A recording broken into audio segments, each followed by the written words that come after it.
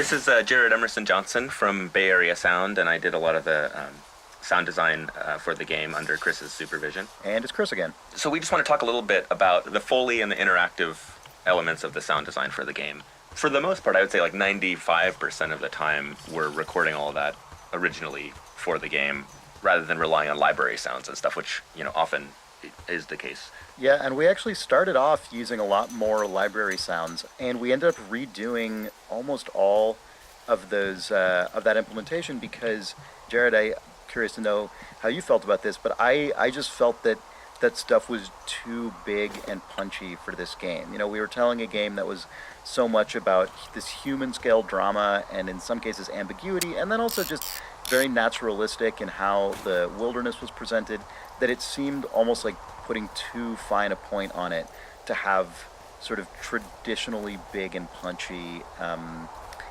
Foley and sound effects behind it. Right, yeah.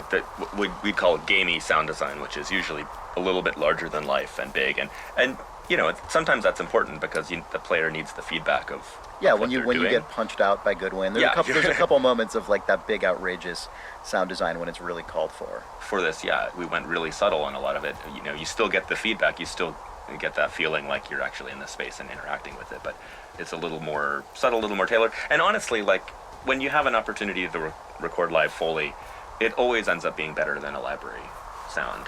Even in the big gamey games. Oh, sure. And so for all that, we just went out and either went out to a fence and recorded a fence, or I got out my backpack and just spent several hours just getting every kind of little rustle and clank of the carabiner. I think you gave me like hundreds of different well, and sounds for this. Of course you're not going to use all of them, but you need to be able to find exactly I sifted the right. through every single one and found the ones that matched the animation like as closely as I possibly could. It was what really mattered to me as I was playing the game and we were talking back and forth was really making it, when you are interacting with something in the game, when you're moving a fence or opening a door, entering a new space, that it really feel like you're there, because so much of the game is just walking around and talking. So when you actually get a chance to pick something up or interact with it, I wanted it to feel kind of special.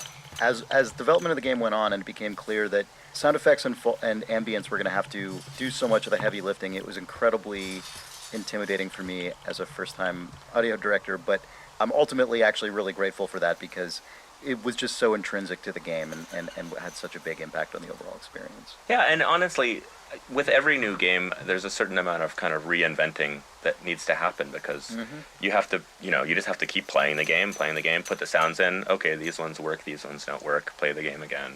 We probably did that, I don't know, like 20, 30 times over the course of the production. Just, okay, this is working. Oh, no, this has changed, so now we need a new thing. And that's how you make a thing that feels good in the end. So there you go.